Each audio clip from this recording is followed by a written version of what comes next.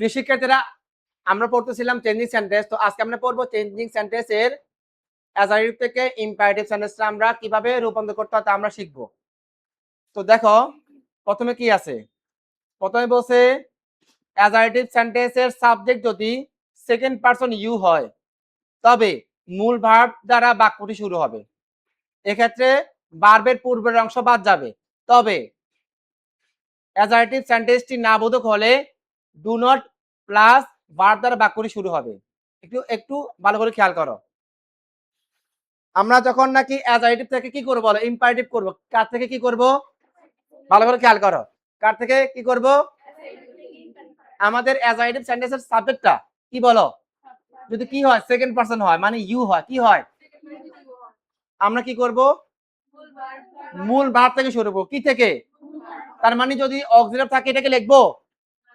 এবার দেখো, you must Abhi your parents, এখানে বাক্যটা অ্যাজারেটিভ সেন্টেন্স। এখানে বাক্যটা কি দ্বারা শুরু হয়েছে? ইউ দ্বারা। কি দ্বারা?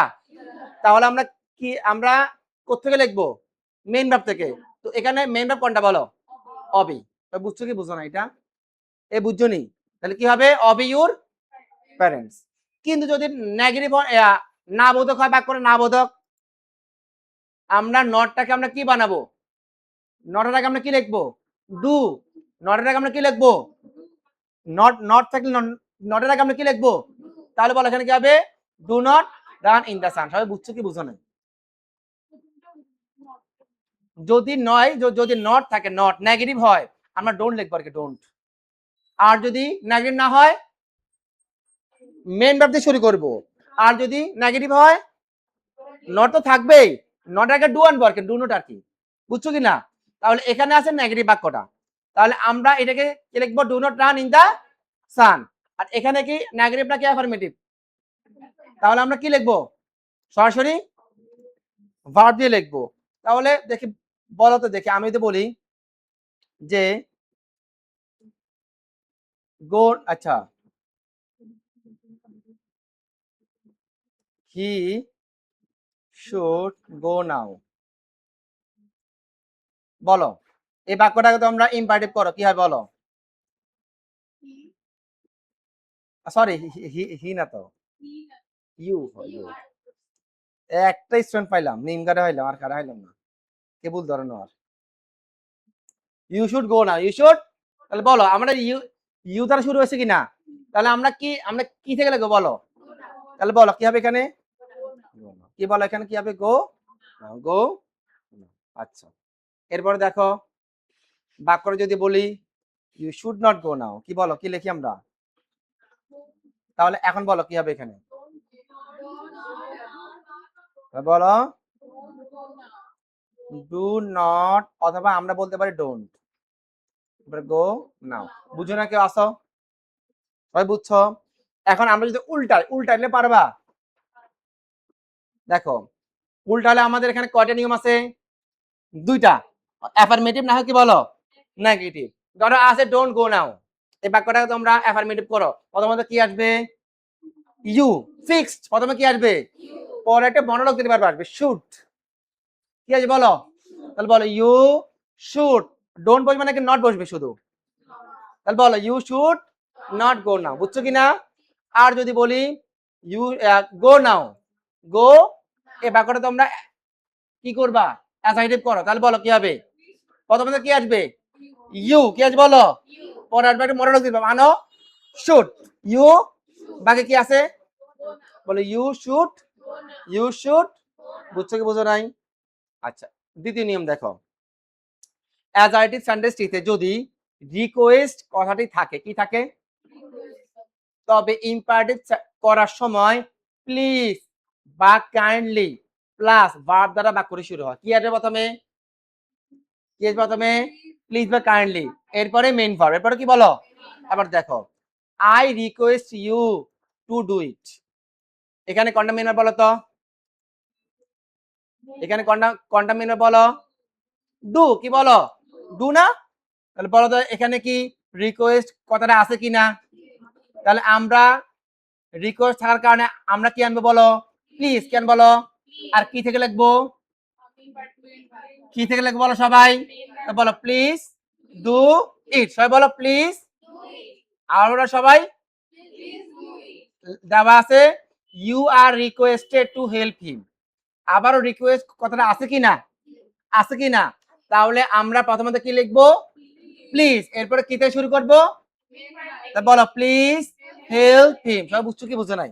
এবার উল্টাও, এবার উল্টে ফেলো। আছে প্লিজ হেল্প হিম। কি আছে বলো? আমরা কি আনতে পারি বলো তো? দুই ভাবে আনতে পারি। দেখো,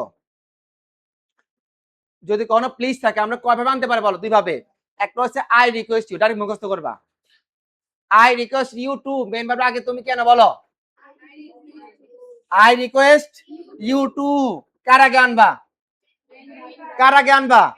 কখন? যদি ইম্পারেটিভ সেন্টেন্স যদি কি থাকে? প্লিজ বা কাইন্ডলি থাকে। আমরা অ্যাজ আইডেন্ট করার সময় আমরা কেন বলো? আই রিকোয়েস্ট ইউ টু, অথবা সেকেন্ডটা ইউ আর রিকোয়েস্টেড টু। যদি ইম্পারেটিভ সেন্টেন্স যদি প্লিজ থাকে আমরা অ্যাজ আইডেন্ট করার সময় কয় ভাবে করতে পারি? একটা হচ্ছে আই রিকোয়েস্ট ইউ টু, অথবা ইউ আর রিকোয়েস্টেড টু। তাহলে বলো এবারে প্লিজ ডু ইট। এই বাক্যটা তুমি দুই দুই ভাবে করো। প্রথমে I request you to do it, আরেকভাবে করো you are requested to do it. সবাই বুঝছো কি বুঝো নাই? আমরা কিন্তু দুইটা শিখে ফেলতেছি। আচ্ছা, তৃতীয় নিয়ম দেখো। তাহলে আমাদের সেকেন্ড পারসনের কাজ শেষ। কার কাজ শেষ? মানে ইউ দ্বারা রুজ কয়টা? দুইটা। এখন দেখো অ্যাজাইটিভ সেন্টেন্সের সাবজেক্টে যদি কি হয়? ফার্স্ট পারসন কিংবা থার্ড পারসন হয়। কোন কোন পারসন? আবার বলো তো। তবে ইম্পারেটিভ বাক্যটি, কোন বাক্যটি? লেট দ্বারা শুরু হবে। কি বলছি বলো?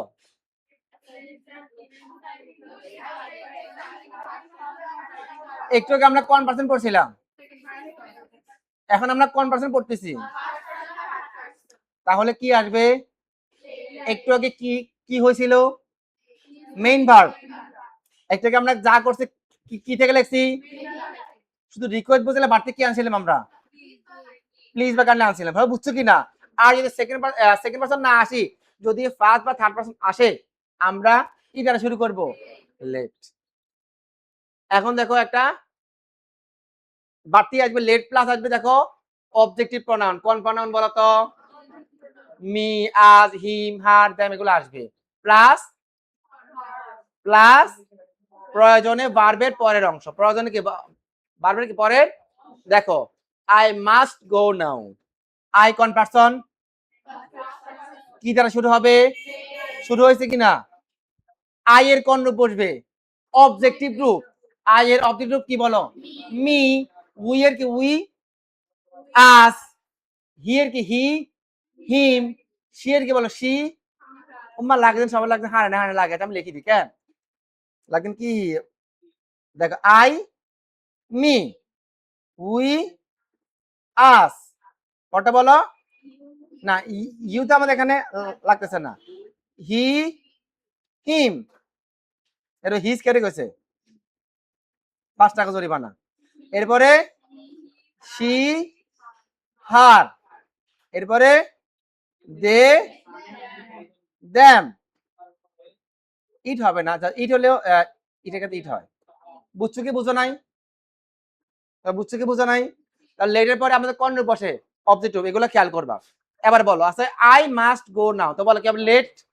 আইটা কত? মি। মেন ভার্ব থেকে, মেন ভার্ব মাস্টে বসবে। আজকে মেন ভার্ব, তাহলে কি গো নাও। তাহলে let me go now. He should do the same. বলো কি হবে? লেট। হিটা কি আছে? হিম। শুড কি বসবে? না, ডু দা সাম। এখন উল্টাও উল্টাও উল্টাও। লেট মি গো নাও। লেট মি গো নাও। লেট মি গো নাও। দেখো তো লেট কি বসবে? মিটা কি হয়ে যাবে? আই। মিটা কি হয়ে যাবে? আই। পরে কি আছে বলো তো?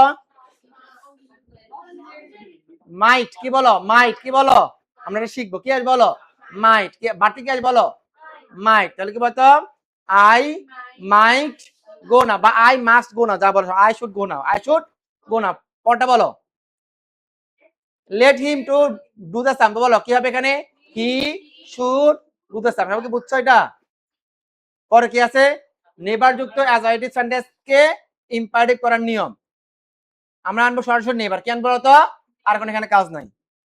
I U should never waste time, বলো কি হচ্ছে এখানে? Never waste time. আর যদি হয় নেভার ওয়েস্ট টাইম, কি আসবে প্রথমে? ইউ, পরে কি আসবে? শুড। এটা কোন নিয়ে পড়ছে? সেকেন্ড পারসন নিয়ে পড়ছে। কোন নিয়ে পড়ছে? আচ্ছা, ফার্স্ট পারসন বা থার্ড পারসন যুক্ত অ্যাজয়েটিভ সেন্টেন্সে নট থাকলে কি থাকলে বলো তো? ইম্পারেটিভ করার নিয়ম লেট, প্রয়োজন সাবজেক্টের, অবজেক্টিভ ফ্রম, এটা আমরা করব। পরে কি আমরা নট, পরে কি বলতো? ভার্বের বাকি অংশ দেখো, we do not hate the poor, বলো প্রথমে তো কি আসবে? লেট কেন আসছে বলো? সেকেন্ড পারসন ছাড়া বাকি পারসন আসলে কি আসবে আমাদের? লেট। কি আসবে বলো তো? লেট। পরে কি আসছে আমাদের এখানে? আজ কেন আসছে? উই এর অবজেক্টিভ ফ্রম আস, এখানে নট, এখানে আছে কি ডু নট, কি আছে বলতো? আমরা কি লিখবো? শুধু নট। লেট আস নট, এরপর মেন ভার্ব থেকে বাকি অংশ। আবার Nahar does not run in the sun, Nahar এটা কি সেকেন্ড পারসন কি না? কোন পারসন? থার্ড। তাহলে তাহলে আমাদের কি আসবে বলতো? লেট। কি আসবে বলো? লেট। পরে আসবে কি? নাহার। কি বলো? বলো নাহার। পরে আসবে কি বলো? নট। সবাই বলো না, আমার মুখে মুখে বলো না কেন? পরে কাজ বলো। তাহলে Nahar let, Nahar not run in the sun একভাবে, আরেক ভাবে লেটের পরে নট, দুই ভাবে সঠিক। দুই ভাবে কি বলো? নটটাকে আমরা কয় ভাবে লিখতে পারি? অবজেক্টের আগে, অবজেক্টের পরে। তবে যদি প্রনাউন থাকে আমরা প্রনাউনের পর লেখা উত্তম। যেমন লেট নট মি ভালো লাগে না। Let, let me not, let me, নামের ক্ষেত্রে কই উত্তম? বুঝছো কি? নামের ক্ষেত্রে কই উত্তম, আর প্রনাউনের ক্ষেত্রে পরে। শেষ। এখন আমরা কিছু প্র্যাকটিস দেখব। এবার বলো,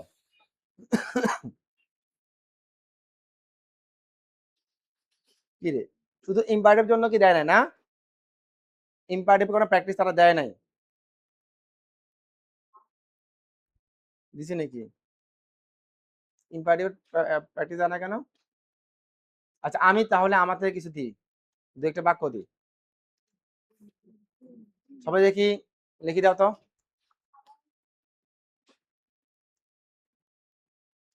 সবাই লিখি দাও।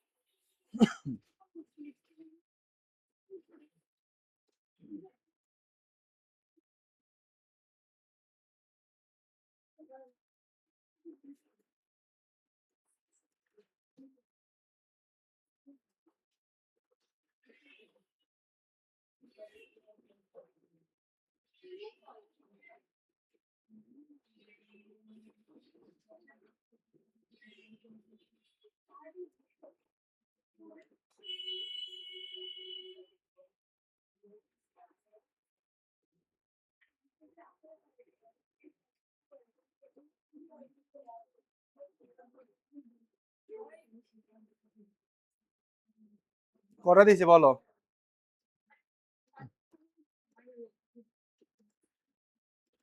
চারটা বাক্য দিছি, কেউ কাউকে দেখাবো না।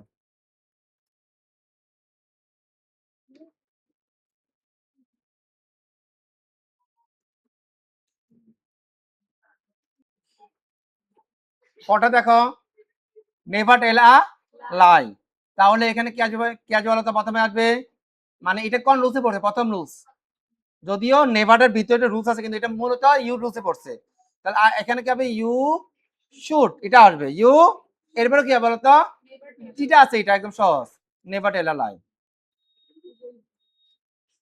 কেমন? পরটা বলো কি আছে? Let me do it. তাহলে বলো এটা কি হবে? যেহেতু লেট মি আছে, মি মানে আই, এরপরে এরপরে কি আসবে? শুড, এরপরে do it, I should do. পরটা বলো, হি শুড নট গো নাও। বলো এটা কি হবে? বলো এখানে প্রথমে কি আসবে বলো? লেট। পরে কি আসবে? এটা কি আছে? হিম। এরপর নট গো নাও। আমি একটা বাক্য দিচ্ছি, দেখি সবাই লিখে দাও। You are requested to read the book. দেখা যাবে এটা কে পারে। দ্রুত লেখো, দ্রুত, এটা দ্রুত লিখতে হবে। এ বাক্যটাকে তোমরা ইম্পারেটিভ করো, প্রশ্ন লেখা লাগবে না, ডাইরেক্ট উত্তর লেখো, চালু করো, ডাইরেক্ট লিখে ফেলো।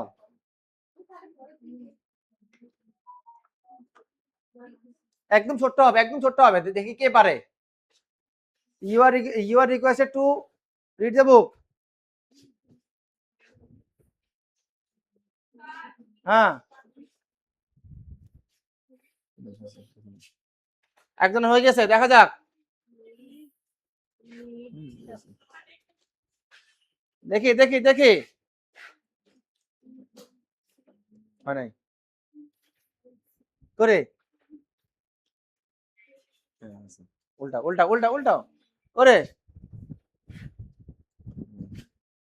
হ্যাঁ ওর হয়েছে করে, তোমার হয়েছে নাকি? আচ্ছা আমি বলে দিই, একদম সহজ তো এটা।